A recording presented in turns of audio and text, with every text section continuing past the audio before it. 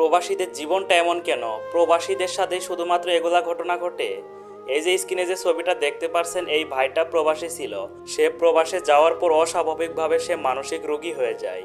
তারপর সে কাজ করতে পারছিল না। বাংলাদেশে তাকে পাঠানো হয়েছে। বাংলাদেশে আসার পর তার ফ্যামিলির খোঁজ এখন পর্যন্ত পাওয়া হয় নাই। এখন আমার কথা হচ্ছে, একটা প্রবাসীর সাথেই কেন এরকম ঘটনা ঘটে? আসলে আপনাদের সামনে কি বলবো বুঝতে পারতেছি না। একটা মানুষ যখন প্রবাসে যায়, প্রবাসে যাওয়ার সময় কত স্বপ্ন নিয়ে প্রবাসে যায়, যে জীবনে ভালো কিছু করবে, জীবনটা উন্নত করবে। কিন্তু প্রবাসে যাওয়ার পরে যদি এরকম ঘটনা ঘটে তার সাথে, তাহলে কেমনটা লাগবে? আসলে এই ভাই যখন প্রবাসে গিয়েছিল, কত স্বপ্ন নিয়ে প্রবাসে গিয়েছিল। সে প্রবাসে কাজ করবে, বাংলাদেশের জন্য রেমিটেন্স পাঠাবে, যাতে বাংলাদেশ ভালো থাকতে পারে, যাতে তার ফ্যামিলি ভালো থাকতে পারে। কিন্তু আজকে দেখুন, সে অস্বাভাবিকভাবে মানসিক রোগী হয়ে বাংলাদেশে ফিরেছে। বাংলাদেশে সে একা ফিরতে পারে নাই। তাকে প্রবাসী ভাইয়েরা কিছু টাকা তুলে তাকে বাংলাদেশে পাঠিয়ে দিয়েছে। বাংলাদেশে আসার পর হজরত শাহজালাল আন্তর্জাতিক বিমানবন্দরে তাকে খুঁজে পাওয়া গেছে। তবে এখন পর্যন্ত তার ফ্যামিলির খোঁজ পাওয়া যায় নাই।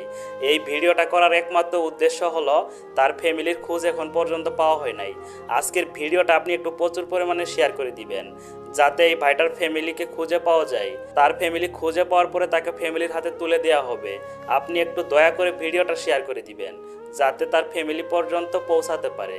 এবং আপনি যদি এই ভিডিওতে এই ছবিটা দেখে আপনি চিনতে পারেন, তাহলে একটু কমেন্ট করে জানাবেন। তার ফ্যামিলির খোঁজ এখন পর্যন্ত পাওয়া যায় নাই। আপনাদের কাছে আমার একটা অনুরোধ। আসলে আমার কথা হচ্ছে, একটা প্রবাসী ভাইয়ের সাথে যদি এরকম ঘটনা ঘটে, তাহলে কেমনটা লাগবে?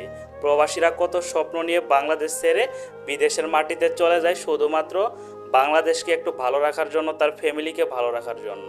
কিন্তু দেখুন, শুধুমাত্র প্রবাসীদের সাথে এরকম গোলা ঘটনা ঘটে। আসলে গত কিছুদিন থেকে প্রবাসীদের সাথে অনেক ঘটনা ঘটতেছে, অনেক হৃদয় বিতারক ঘটনা ঘটতেছে, যেগুলা বলার মতো না। আসলে কিছুই করার নাই। যারা বাংলাদেশ থেকে প্রবাসে আছে, সবার জন্য দোয়া করি, আল্লাহ তাআলা যেন সবাইকে ভালো রাখে। আর এই ভাইটার জন্য সবাই দোয়া করবেন, আল্লাহ তাআলা যেন ভাইটাকে যেন তাড়াতাড়ি সুস্থতা দান করে, আমিন।